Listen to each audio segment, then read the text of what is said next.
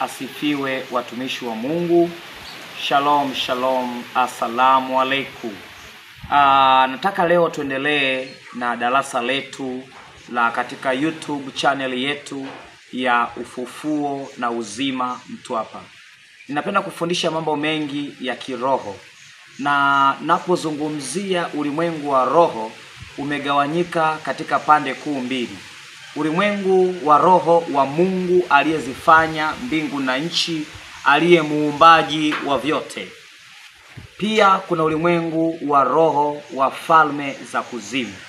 Ukiongelea ulimwengu wa roho, ujue uko pande kuu mbili. Kwa hiyo mimi naongelea ulimwengu wa roho pande zote kuu mbili. Na katika channel yetu hatufundishi uchawi, bali tunafundisha ufalme wa Mungu wenye nguvu kuliko ufalme wa kishetani. Nimeona katika comment watu wengi wanasema kwamba unafundisha uchawi. Sifundishi uchawi, ila nafundisha njia ya kumshinda adui. Ni ngumu sana kumshinda adui usipomjua adui. Kanuni ya kushinda vita yoyote, mjue kwanza unayetaka kupigana naye vita. Ukishamjua nguvu yake, silaha zake, jeshi lake na nyuma yake, ni rahisi sana kushinda vita unayotaka kuipigana. Kwa hiyo tamani sana, jifunze sana kumjua adui unayetaka kupigana naye vita. Kwa nini shetani anakushinda au mjui shetani? Kwa nini magonjwa yanakuangamiza au jui chanzo cha magonjwa? Kwa nini umaskini unakutesa au jui umaskini ulionao umetoka wapi na nani aliyeuachilia juu ya maisha yako? Kwa nini unakataliwa? Kwa nini madeni? Kwa nini asala? Kwa nini maisha yako ni maisha ya kung'ang'ana? Ujui chanzo cha tatizo la maisha yako imeanzia wapi? Kitabu cha Hosea sura ya 4 mstari wa 6, the Bible say, my people perish for lack of knowledge. Watu wangu wanaangamizwa kwa kukosa maarifa. Kwa hiyo maarifa haya nayokupa, ukiyasikiliza ukayatendea kazi, unaona mlipuko wa kufunguka kwa maisha yako. Watoto wako watasoma, safari yako itafunguka, ndoa yako itakuwa ni ndoa yenye amani. Wewe usiyekuwa na mchumba, usiyekuwa na mke, usiyekuwa na mume, unapata mke, unapata ndoa. Kwa sababu chanzo cha matatizo ya mtu huanzia rohoni, sio mwilini. Mwilini ni matokeo ya kufungwa rohoni. Kwa hiyo mtu akifungwa rohoni, matokeo yake yanakuja mwilini. Mtu analogwa rohoni, mtu anakamatiwa rohoni. Kwa hiyo ukikamatwa rohoni, hata ukiwa unafanya biashara kwa nguvu za aina gani, uwezo ukapiga hatua. Shida sio mtaji, shida ni kufungwa rohoni. Ndio maana kuna mtu naweza ukampa hata kama milioni 100 na bado akawa maskini, na amepewa milioni 100 bado akawa maskini. Kuna mtu anaweza akawa na jumba kubwa la kifahari, lakini hawezi kulala kwenye hiyo nyumba, hana amani, alishafungwa, alishazuiliwa katika ulimwengu wa kiroho. Kwa hiyo leo nataka nifundishe jambo la baraka sana. Nisikilize kwa makini na utasaidika. Aidha sio wewe, lakini wako wengine watakaosaidika. Somo langu la leo nataka nifundishe aina ya rangi 3 zinazotumika katika kafara ya kishetani. Aina ya rangi 3 zinazotumika katika kafara ya kishetani. Aina ya rangi 3 zinazotumika katika kafara ya kishetani. Sifundishi uchawi. Narudia tena, sifundishi uchawi. Ninafundisha njia anazotumia adui kuharibu maisha ya mtu. Kwa hiyo ukijua njia anayotumia adui kuharibu maisha ya mtu, wewe unaweza kawa miongoni mwa walioharibiwa na adui. Biblia inasema shetani ni kama mwizi, shetani ni kama muuaji, shetani ni kama mchinjaji. Shetani anaharibu kitu ambacho ni cha thamani ndani ya mtu. Kwa hiyo usipojua njia anazotumia shetani, ni ngumu kumshinda shetani. Biblia ikasema shetani asipate kuwashinda, kwa maana hatukosi kuzijua ila zake, fikra zake. shetani asipate kuwashinda, kwa maana tukosi kuzijua. Kwa lazima tuzijue hila za shetani, lazima tujue mbinu za shetani.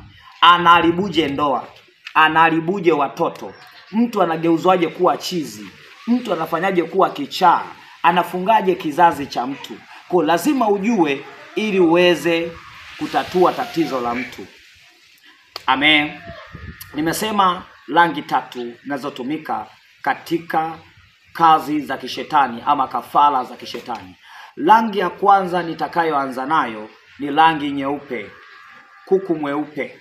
Kwamba kwa nini mganga wa kienyeji anakutuma kuku mweupe? Kwa nini mganga wa kienyeji anakutuma mbuzi mweupe? Kwa nini mganga wa kienyeji anakutuma njiwa mweupe? Rangi nyeupe ni sadaka inayotumika kusafisha nyota ama kusafisha ngekewa ya mtu.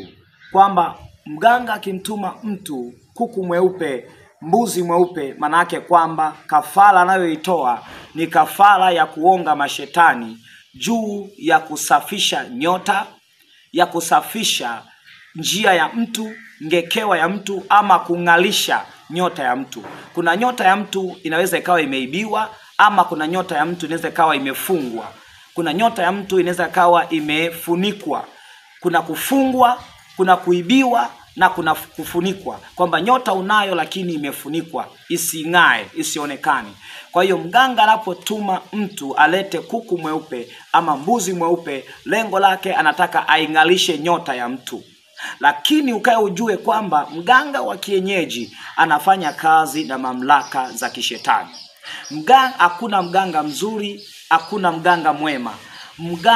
Waganga wote wako chini ya Devil Empire. Waganga wote wanafanya kazi chini ya mamlaka ya kuzimu. Kuna ndio maana mganga atakuchanja chale.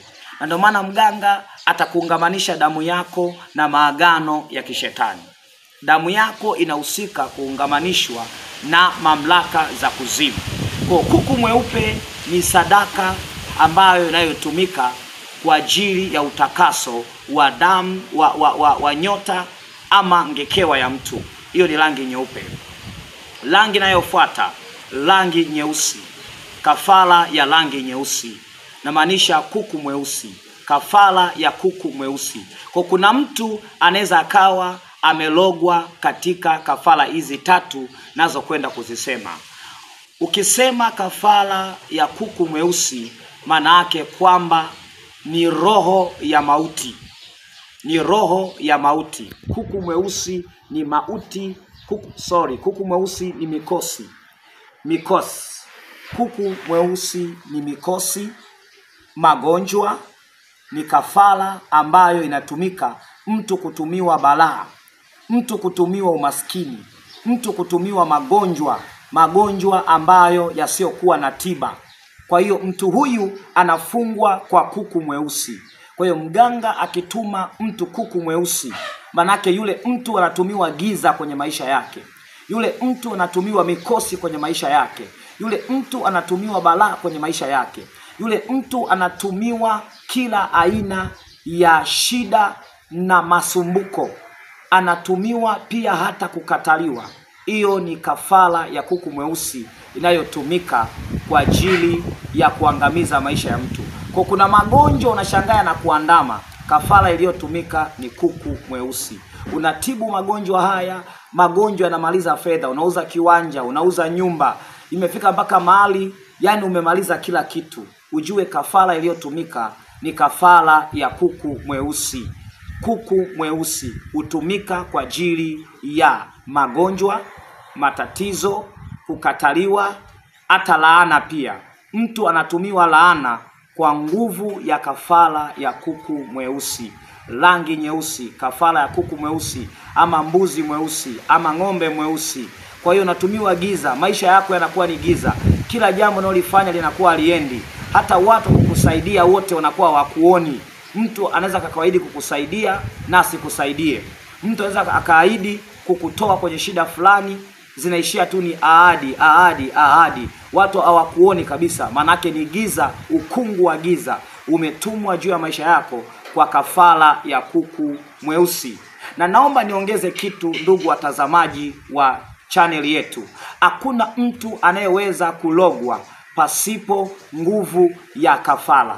Kila mtu aliyelogwa, kila mtu aliyelogwa ndoa, aliyelogwa biashara, aliyelogwa watoto, aliyelogwa asizae, aliyelogwa miguu yake, mwingine hata amelogwa mikono, viungo vyake.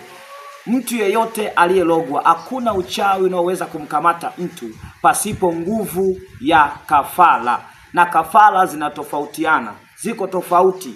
Kwa hiyo leo mimi naongelea aina ya rangi zinazotumika katika kafara. Rangi inayofuata ni rangi nyekundu. Rangi nyekundu. Rangi nyekundu. Rangi nyekundu ni rangi ambayo ni rangi ya mauti. Rangi nyekundu ni rangi ya mauti. Kwa hiyo mganga anapotaka kutuma mauti juu ya mtu.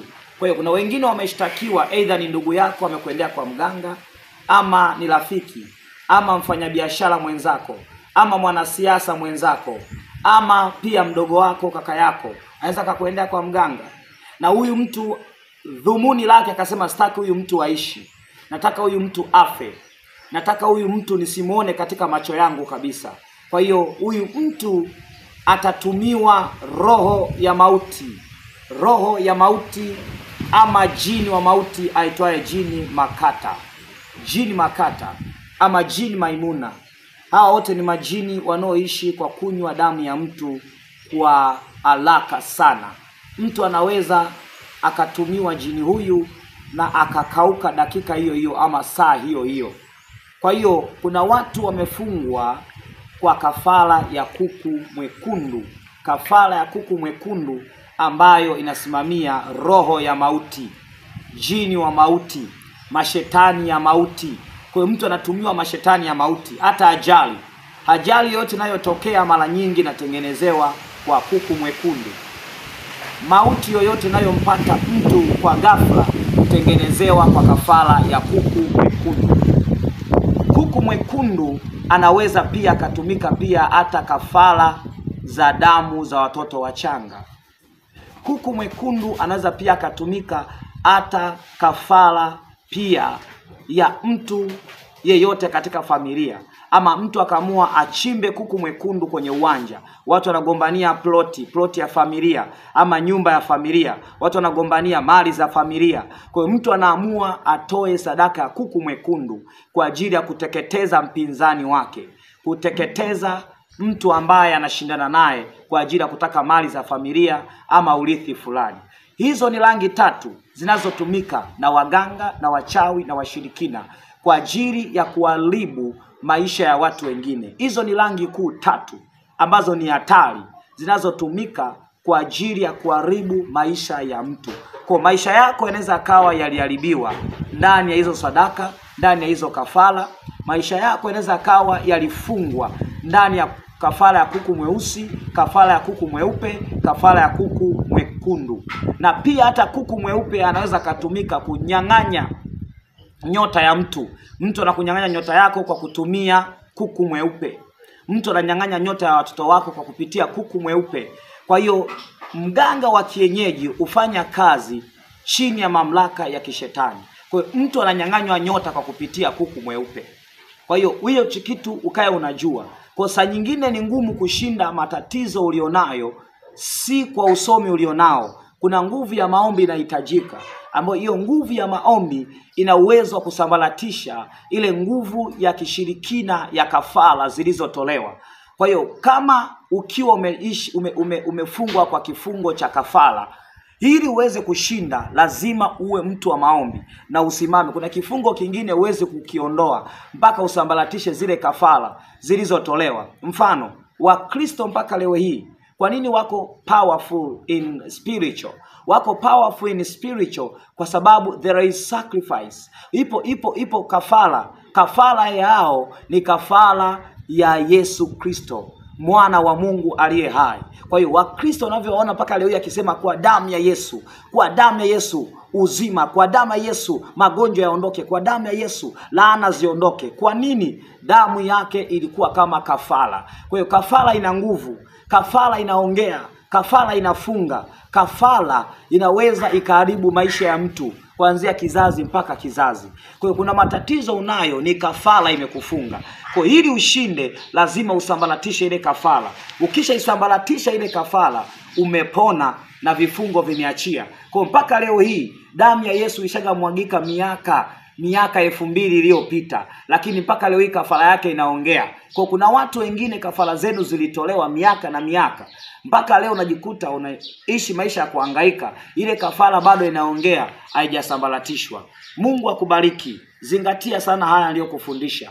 Ukisimama na kuharibu hizo kafara zilizotolewa, aidha kuku mweusi, kuku mwekundu, kuku mweupe, nyota yako inarudi, maisha yako yanarudi kwa jina la Yesu, ndoa yako inarudi kwa jina la Yesu, uzima kwako unarudi kwa jina la Yesu, magonjwa yanakuachia kwa jina la Yesu. Mtafute Yesu nawe utapona katika jina la Yesu. Amen.